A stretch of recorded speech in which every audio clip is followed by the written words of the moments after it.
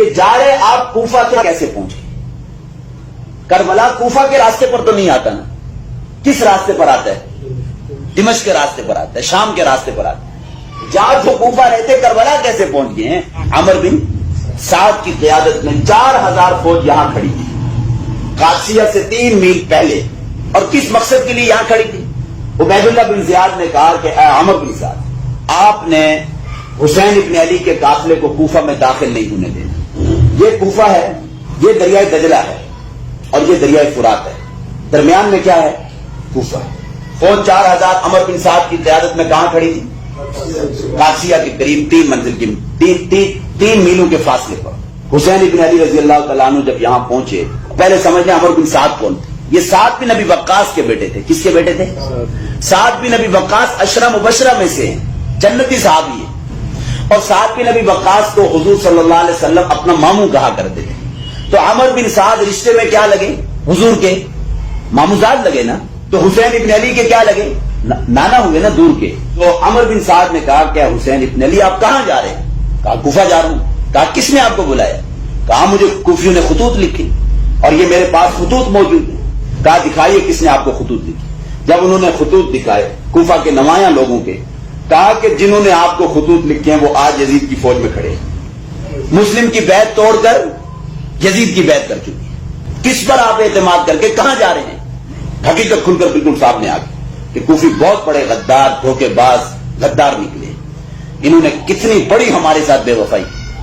حضرت حسین نے اس قادسیہ کے مقام پر 3 شرائط پیش کی اس وقت عمر بن سعد کے سامنے۔ وہ 3 شرائط شیعہ کتابوں میں بھی لکھی ہیں، اہل سنت کی کتابوں میں بھی لکھی۔ 3 شرائط پر کسی کا کوئی اختلاف نہیں ہے۔ 3 شرائط کیا تھی؟ پہلی شرط یہ تھی میں جہاں سے آیا ہوں مجھے واپس جانے دو۔ جب کوفیوں کی غداری نمایاں ہو گئی نا، تو کیا کہا کہ جہاں سے آیا ہوں مجھے وہاں واپس جانے دو۔ اگر یہ بھی نہیں مانتے، اسلامی سرحدات میں سے کسی سرحد پر جانے دو کہ میں وہاں جا کر لڑتے لڑتے کافروں کے خلاف کیا ہو جاؤں؟ شہید ہو جاؤں۔ یہ دوسری شرط پیش کی۔ اور حسین ابن علی نے کہا اسلامی سرحدات میں سے اگر یزید کی حکومت کافرہ تھی تو سرحدیں بھی مسلمانوں کی اسلامی ہوں گی یا کافرہ ہوں گی؟ ہندوستان کی سرحدوں کو آپ اسلامی سرحدیں کہتے ہیں یا کفریہ سرحدیں کہتے ہیں؟ کفریہ۔ تو انہوں نے کیا کہا کہ اسلامی فوج تو ساری وہی تھی جو حضرت معاویہ کے دور میں تھی، فوج تو ساری مسلمان تھی، کوئی ایسا تو نہیں تھا کہ کافر فوج کھڑی تھی۔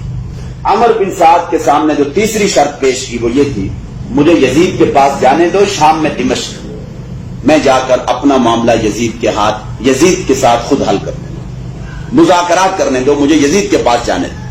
اور یہاں تک بھی لکھا ہے کتابوں میں کہ حضرت حسین ابن علی نے کہا مجھے یزید کے پاس جانے دو، یدی فی یدی، کہ بس میں اب یزید کے ہاتھ پر ہاتھ دے کے بیعت کر دوں۔ جہاں تک انہوں نے کہا جب کوفیوں کی غداری بالکل نمایاں ہوگی، واضح ہوگی، عمر بن سعد نے ابن زیاد کو کہا، خط لکھا کہ یہ 3 شرائط انہوں نے پیش کی ہیں، کون سی شرط کو قبول کیے؟ عبید اللہ بن زیاد نے کہا کہ تیسری شرط قبول کر لی جائے اور انہیں شام جانے دیا جائے یزید کے پاس، وہ اپنا معاملہ خود جا کر یزید کے ساتھ کیا کر لیں؟ حل کر لیں۔ قادسیہ سے یہاں سے راستہ یوں جاتا ہے سیدھا کوفہ کو، ٹھیک ہے؟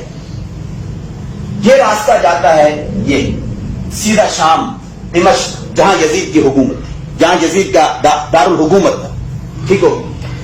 حسین ابن علی کوفہ جا رہے تھے۔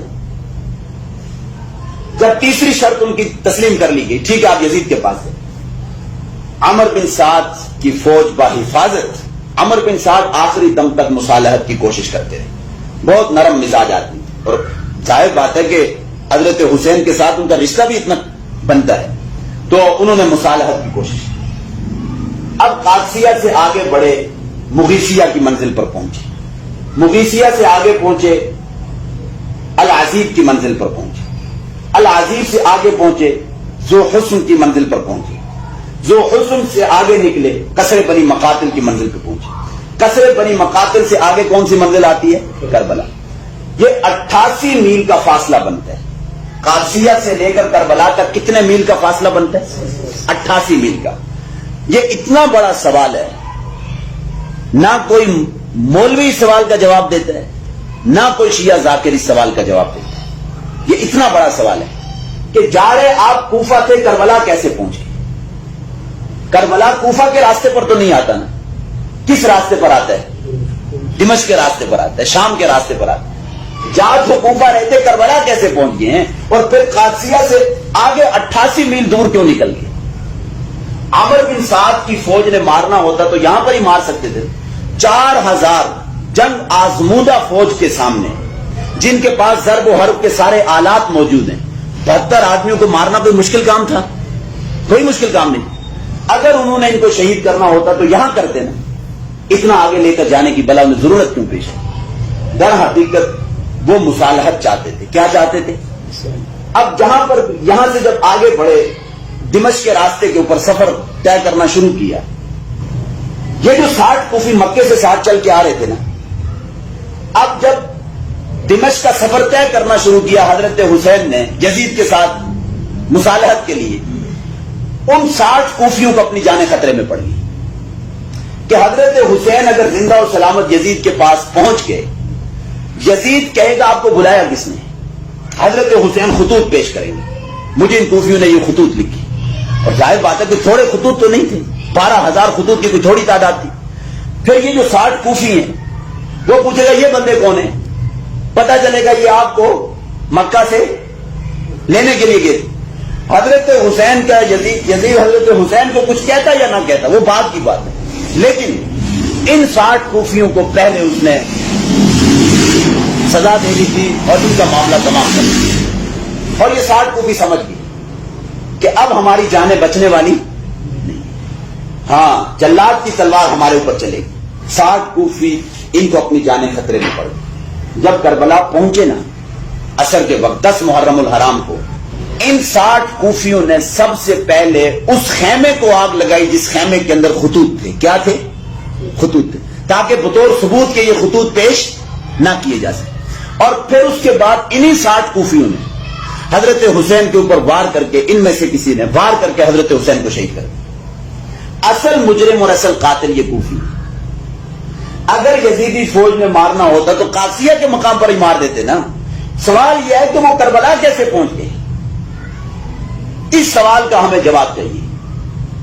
آپ کسی بھی مولوی کے پاس جائیں, کسی ذاکر کے پاس جائیں, کسی بھی شخص کے پاس کہو کہ کربلا بتاؤ کس راستے پر آتا ہے, وہ تو کوفہ کے راستے پر نہیں آتا. تو اصل مجرم جو ہیں وہ یہ کوفی. کون ہے؟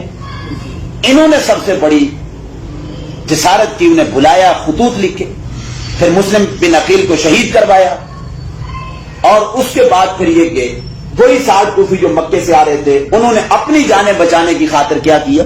حضرت حسین کو شہید کیا, تاکہ نہ زندہ و سلامت وہاں پہنچے اور نہ ہمارے اوپر کوئی سزا نافذ ہو, ہم بھی بچ کر نکل گئے. لیکن بچا ان میں سے بھی کوئی نہیں. عمر بن سعد کی فوج نے ان 60 کو بھی وہاں پر مار دیا تھا, بچا ان کوفیوں میں سے بھی کوئی نہیں تھا.